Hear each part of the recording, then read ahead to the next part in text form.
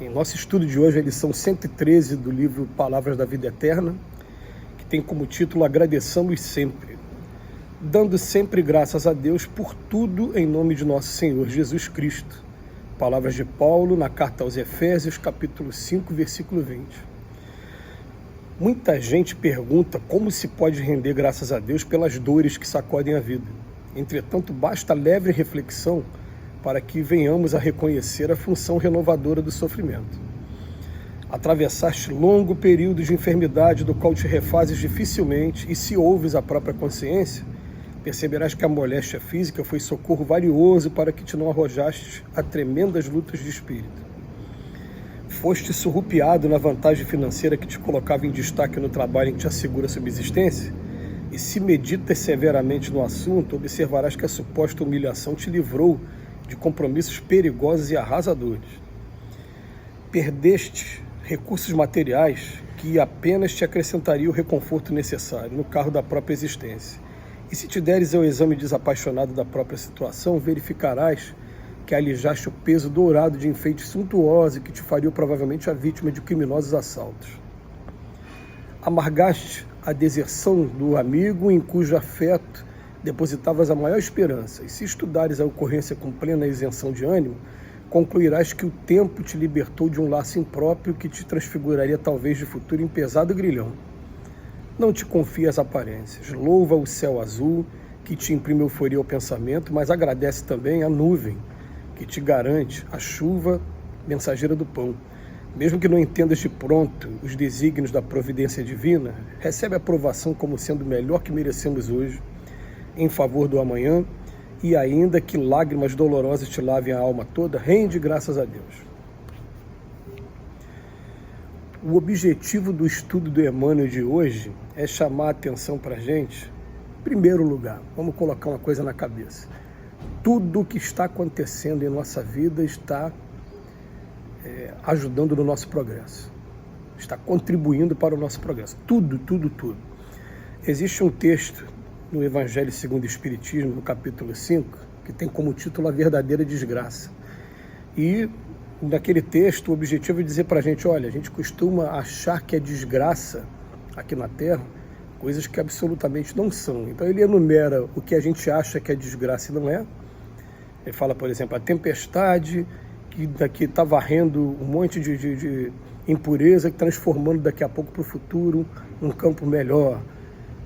Enquanto a gente estiver no meio da tempestade, a gente vai achar que a tempestade é horrível, mas daqui a pouco a gente vai ver o resultado no final.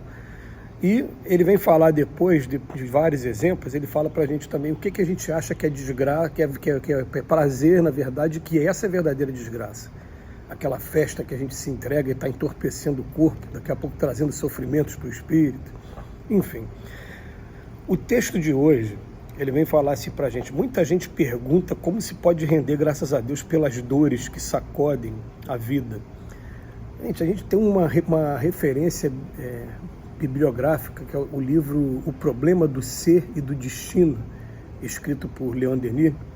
Alguns livros você vai encontrar com o problema do ser e do destino da dor. Né? Foi acrescentado esse final pela FEB aqui no Brasil. O livro é O Problema do Ser e do Destino, do Leon Denis.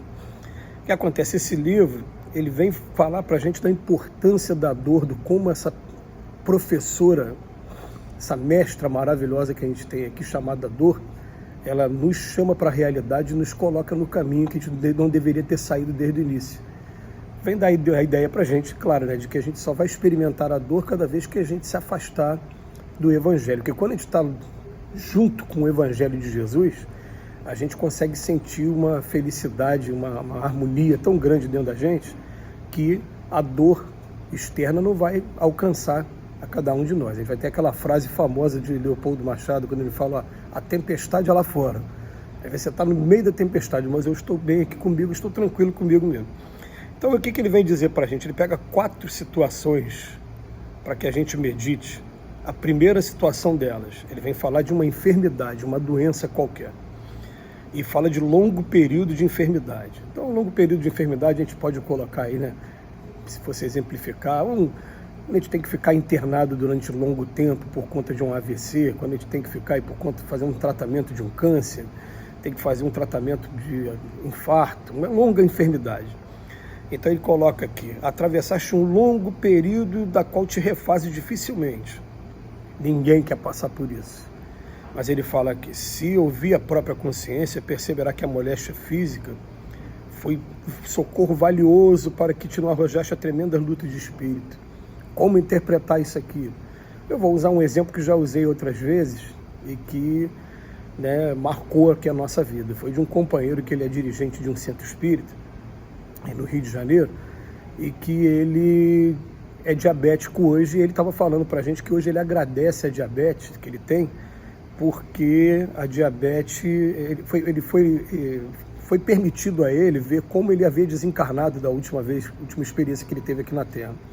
Ele era muito viciado em doce e sofreu muito do outro lado da vida. Então tem algumas doenças físicas que, já que a gente não conseguiu disciplinar de maneira dentro do amor, ela acabou vindo pela dor.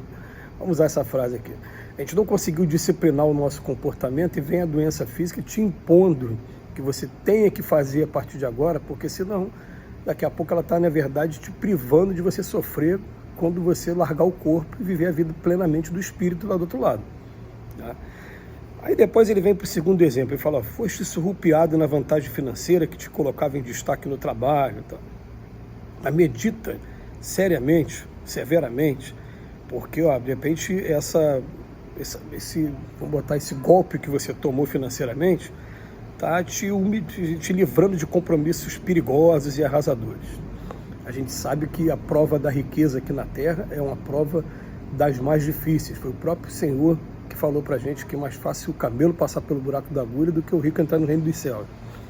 Então, quando ele vem falar pra gente que a gente foi privado de alguma maneira, é porque a gente, na verdade, não tem condição ainda de ter a noção do que poderia vir a acontecer. No exemplo seguinte, ele até complementa esse anterior, porque ele continua falando de recurso material, que dessa vez agora não foi ninguém que me deu o golpe, não. Na verdade, eu perdi esse recurso material. Né? E o que ele fala? Se te deres ao exame desapaixonado da própria situação, verificarás que alijaste o peso dourado de enfeite suntuoso que te faria provavelmente a vítima de criminosos assaltos. A gente sabe que hoje, com a distribuição de renda que a gente tem no nosso planeta, a gente sabe que qualquer posição de destaque financeiro hoje, ela nos coloca em evidência, e é muito comum as pessoas que estão ao nosso redor acharem que a gente está em posição muito boa e até ter esse problema com a criminalidade, com os assaltos que a gente passa por aí hoje. Tem uma lição maravilhosa que eu sempre aconselho a gente ler, está no livro Jesus no Lar, escrito por Neio Lúcio e através de Chico Xavier. E nesse livro, o nome da lição é O Rico Vigilante. Ele fala ali de uma situação muito dura que as pessoas que gozam realmente da prova da riqueza passam, porque muitas das vezes essas pessoas conseguem fazer tudo de consciência tranquila, da melhor maneira, mas são as pessoas que estão ao redor, inclusive filhos, esposa, que não sabem lidar com essa prova e acabam caindo e se escravizando dessa prova. Ou então isso que acontece, né? Os credores estão sempre, os comerciantes estão sempre de olho em você, é difícil você conseguir amizades sinceras, enfim. E por fim ele fala de uma que é uma prova duríssima. É uma prova duríssima que a gente fala por quê? Porque no capítulo 14 do Evangelho, segundo o Espiritismo, o Espírito Santo Agostinho, ele fala que tem espíritos que programam a sua reencarnação na miséria de maneira corajosa, mas quando a prova mexe com o coração, com a traição de um amigo ou dentro da família, ela mexe muito com o coração da gente. Amargaste a deserção do amigo em cujo afeto depositava a maior esperança.